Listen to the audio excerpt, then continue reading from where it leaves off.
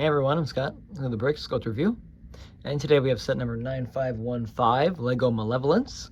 The Malevolence, the Separatist secret weapon from Clone Wars Season 1. Actually, probably one of the most important first arcs to play that season. And we had some great Plo Koon action in that one, and some good character building with clone troopers. And a few years after that came out, we finally get our Malevolence, which to my knowledge is the first and only capital Separatist ship really to make it to this scale. And that's really cool.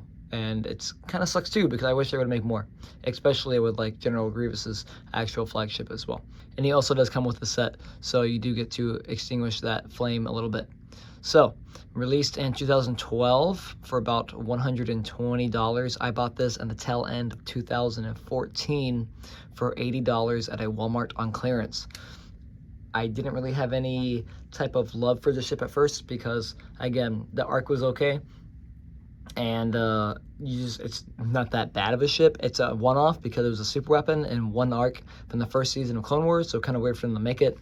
I wish they would make other ones, but for $80, I couldn't pass up the deal, and I bought it. And I seem to love it, and now it has been sitting on my shelves for past 9 years, or 8 years now. Yeah, 8 years now it's been sitting on my shelves, and you can tell because close up later I'll show you all the dust that I've tried to clean off of it. I just can't get it off. A lot of it's baked on there. It has not been in direct sunlight, but I do see some discoloration on some pieces. Used right now, these are about $175. Brickset has it counted on as, but I do believe these can go up to $400 brand new in the box. I've seen them on Amazon and eBay selling up for that much, as low as like $380, $350. Was the only one made. I think it has one unique piece to it, and the minifigure selection's okay, but it definitely does show its age, especially being on display like that. So I do kind of feel bad, but I'm trying to restore it as it goes. So let's go ahead and crack open this bad boy. All right, for starters, this set is pretty long, pretty decent mid-scale. I want to say it's almost about the same size as the Venator. I've actually never had it. It is 1,101 pieces, a few more pieces than a Venator set does. And it does a really good justice of portraying the actual Malevolence, which actually isn't that big of a ship.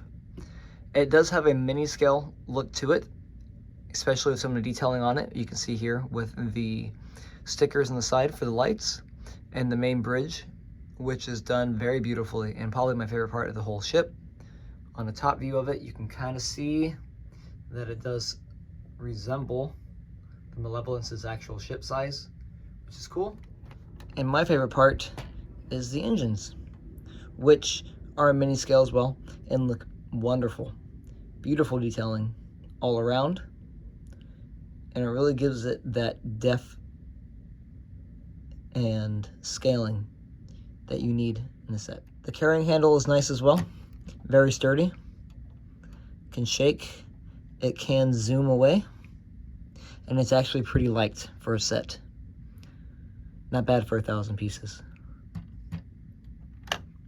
And the Malevolence is a playset, not just a display piece or a vehicle.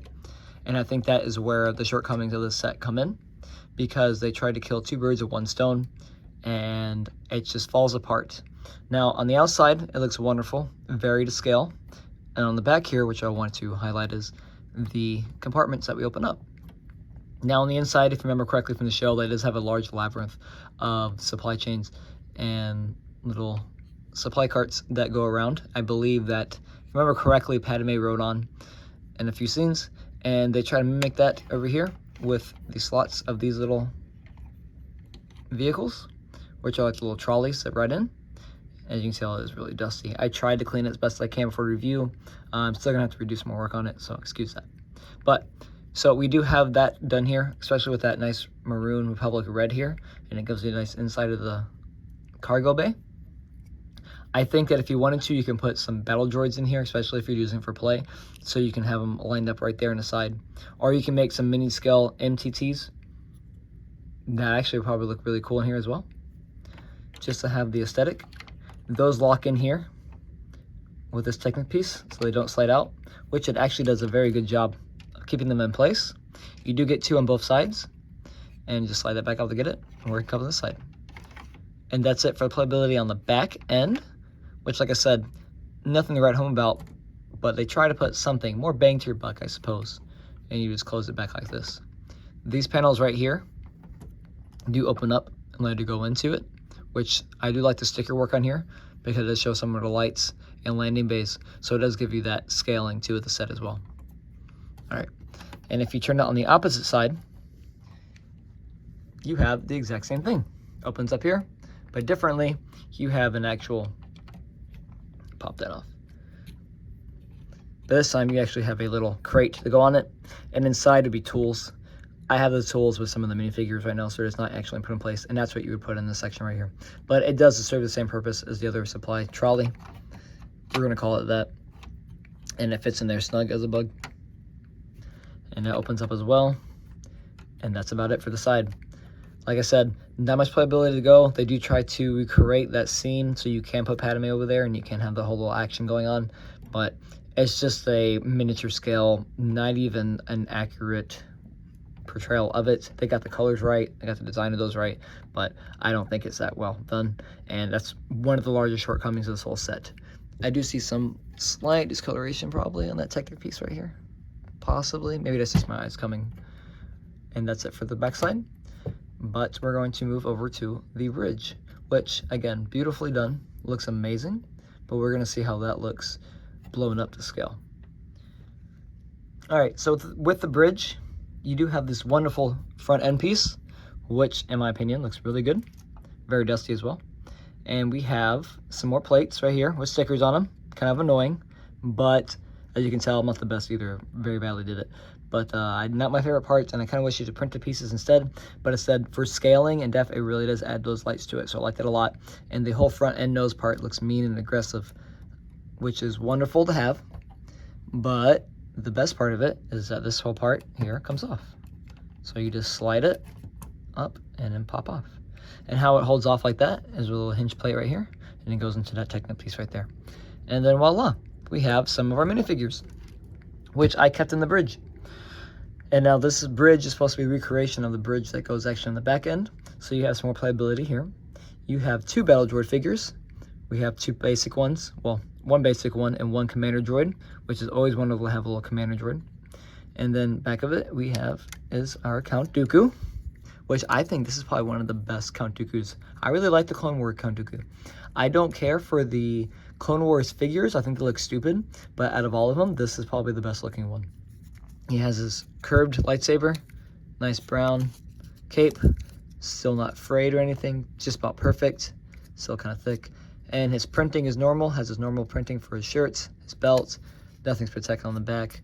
I do not believe there is no devil face print on it, just the one, looking stern, and his headpiece looks amazing. Again, wonderful figure for this set, put him right here. And then we have something awkward I want to talk about. As you can tell, it does come with General Grievous, and this General Grievous is very much not in the best of shape. I do plan on buying another one. I think age and poor storage have really hindered this figure and has really made it into a very bad shape nowadays. I do not have the extra arm pieces. He would have his arm pieces established here and there, clipped on. It would look exactly like these ones with the tan printing on the side, and you would clip those on so that you would have his 4 lightsaber stance. I believe I took him off because I wanted him to have the 2 lightsaber stance, and I don't know where I placed him at. So not only is that missing, but his one arm here is very loose and does not hold on. These clip guards, I don't know if it's just broken or just been bent out of place over time, but I'm not going to push my luck on it.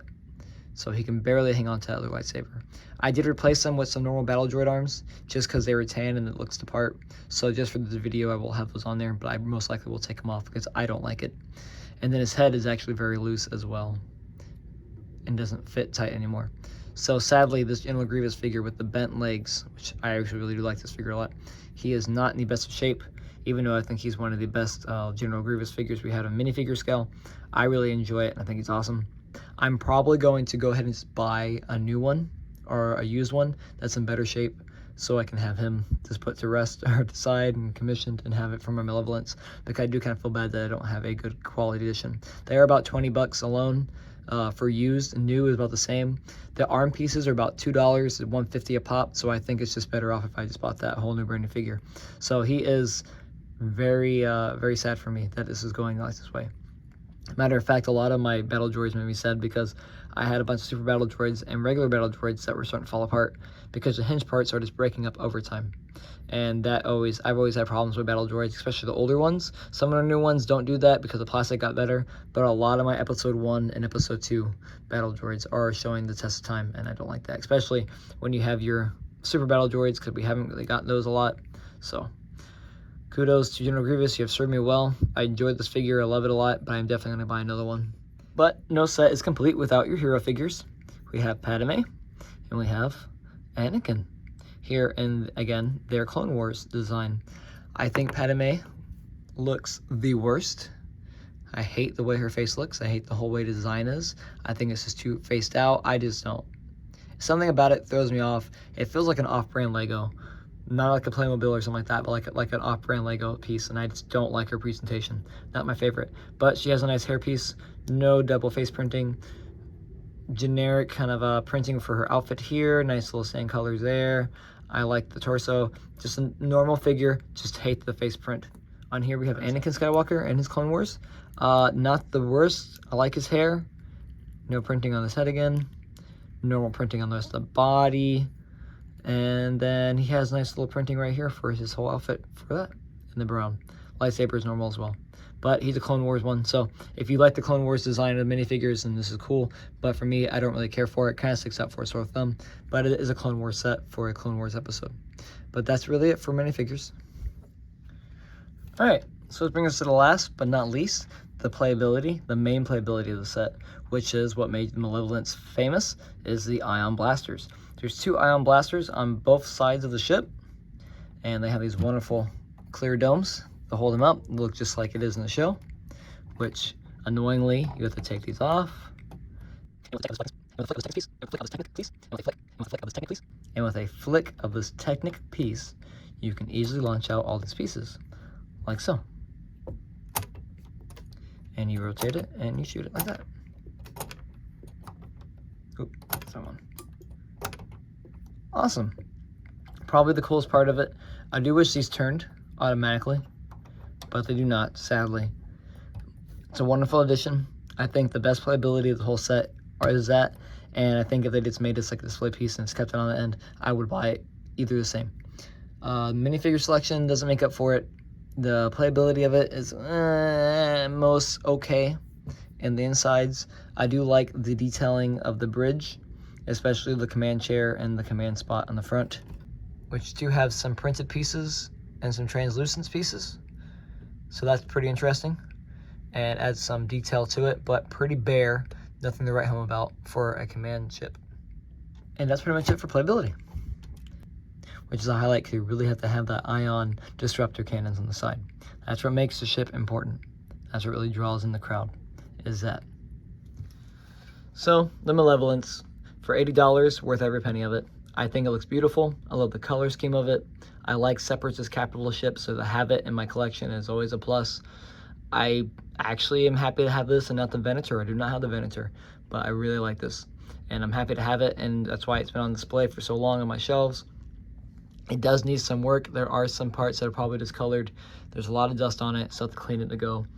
And I do need another General Grievous because his head is just not hanging on there anymore, and those clips and the hinges are just not working. So overall, I love this set. It's beautiful. I'm gonna fix it up, give it the proper respects it needs, and that's everything I can say about the LEGO Malevolence set 9515. I recommend getting one if you can. Get it used. Don't worry about buying it brand new. Unless you want a General Grievous that's in really good condition, because he seems to be the biggest problem of this whole set, even though he looks great. And that's it. Hope you enjoyed it. Stay tuned for more.